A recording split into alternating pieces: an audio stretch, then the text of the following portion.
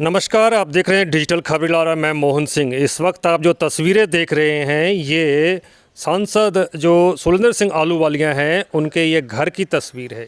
ये उनका जो पुराना घर है वो घर है। आपको बता दें ये जो घर है और सुरेंद्र सिंह आलूवालिया यहाँ पर यहीं से अपना बचपन की शुरुआत किए थे और यहीं से पले बड़े। और यहाँ पर उनके जो फादर है वो यहाँ पर रोलिंग मिल नाम से बड़ा एक कारखाना हुआ करता था एल्युमिनियम का, जिसको बाद में बाल्को का नाम भी दिया गया। और यहीं से उनके पिताजी यहीं पर काम करते थे और यहीं पर उनकी पढ़ाई लिखाई यहाँ पर एक स्थानीय स्कूल में हुई है। और आसनसोल के बीबी कॉलेज में उन्होंने पढ़ाई की है। बाद में कलकत्ता अपने पढ़ाई करने के लिए गए और कलकत्ता से ही सुरेंद्र सिंह आलूवालिया ने लॉ किया।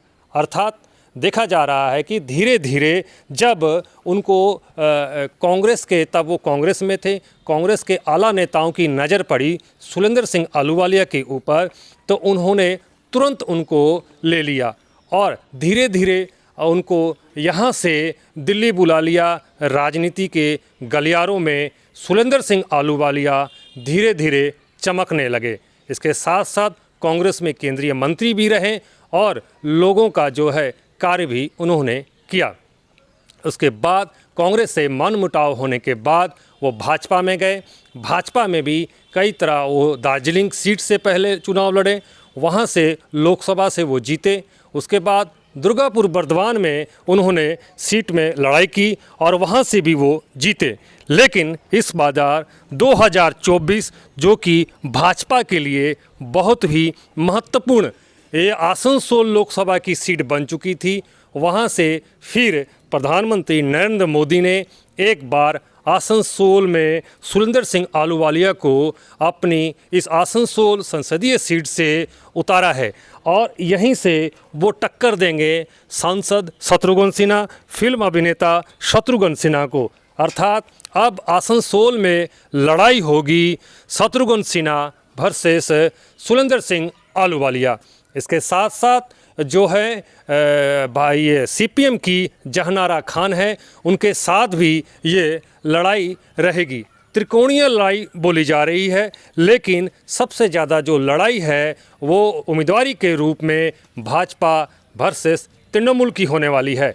और भाजपा किसी भी हालत में यहाँ पर अपनी सीट को खोना नहीं चाहती है, इसीलिए सुरेंद्र सिंह आलूवालिया को शत्रुघ्न सिन्हा के खिलाफ मैदान में उतारा है। लेकिन आपको बता दें ये जेके नगर जहाँ पर हम लोग खड़े हैं, यहाँ के लोग अभी भी आशा लगाए हुए हैं कि जो कारखाना है यहाँ का खुलेगा और कारखाना जब खुलेगा तो उनको यहाँ के रोज़गार, लोगों को रोज़गार मिलेगा। यहाँ के जेके नगर के लोग आज भी इंतज़ार कर रहे हैं कारखाना खुलने के और वो ये भी आस लगाए हुए हैं कि हम लोगों का जो घर का लड़का है, हम लोगों का जो घर का जो कैंडिडेट है वो शायद अब जेके नगर को जो कारखाना है वो खुलाने में प्रयास करे। क्या लगता है कि सुरेंद्र सिंह आलूवालिया जी से आप लोग की बातचीत होती है? कभी कभी। अभी आप लोग घर में रह रहे हैं उनके? हाँ, 20 साल से हैं करीब। कैसा लग रहा है अभी आप फिर वो कैंडिडेट हुए हैं? बहुत अच्छा लग रहा है, कैंडिडेट हुए हैं, बहुत अच्छा लग रहा है। हाँ, कि हमारे मोहल्ले से है, हम जिस घर में उनका ही घर में रहते हैं, तो बहुत ही अच्छा लग रहा है, खुशी लग रहा है, गर्व महसूस हो रहा है कि ऐसा। पहले तो यहीं रहते थे, कुछ बातें आप लोग को याद है उनकी? आप लोग के पूर्वज लोग कुछ बोलते थे?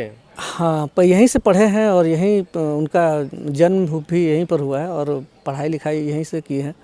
आगे उनका पॉलिटिक्स में बहुत ही मन था और उस योगदान था और करते हुए बहुत ही मेहनती थे, जुझारू थे, बहुत हेल्पफुल थे, आगे बढ़ते चले गए और आज इस पर जगह पर आ गए हैं कि सांसद के रूप में हमारे आसनसोल क्षेत्र में फिर से उनको निर्वाचित किया गया है।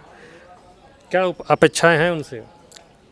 यही सब पूरे, देखिए सबसे बड़ा बात कि सभी नेताओं से यही अपेक्षा होती है कि वो तरक्की करें, माने ये इस जगह का प्रोग्रेस हो।